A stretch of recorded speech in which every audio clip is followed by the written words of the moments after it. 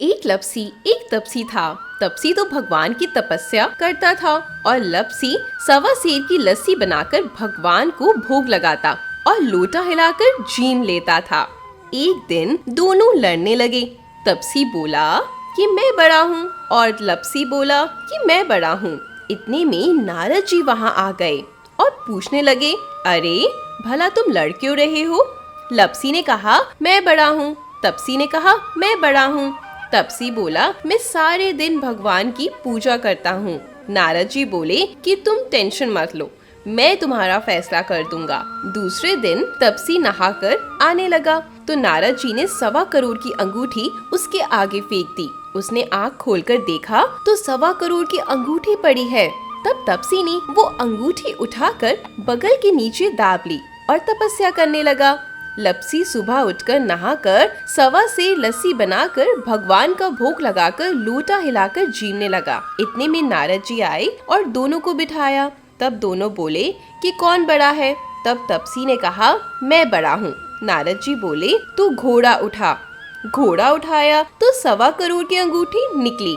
तब नारद जी बोले कि ये अंगूठी तो तूने चुराई है, इसलिए तेरी तपस्या भंग हो गई, इसलिए लपसी बड़ा है। लपसी बोला कि महाराज, मेरी तपस्या का फल कैसे मिलेगा? तो नारद जी बोले, तेरी तपस्या का फल कार्तिक नहाने वाली देगी। फिर नारद जी बोले कि सबको कहानी कहकर तेरी कहानी ना कहे तो कार्तिक का फल खत्म हो जाएगा। धन्यवाद।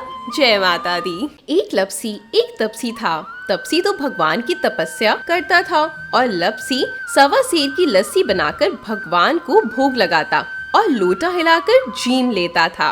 एक दिन दोनों लड़ने लगे।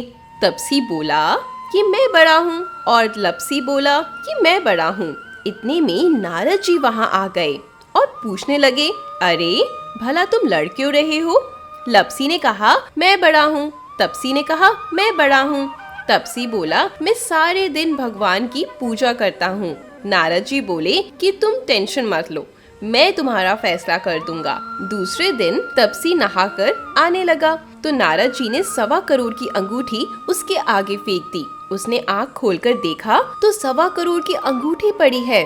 तब तपसी ने वो अंगूठी उठाकर बगल के नीचे दाब ली और तपस्या करने लगा।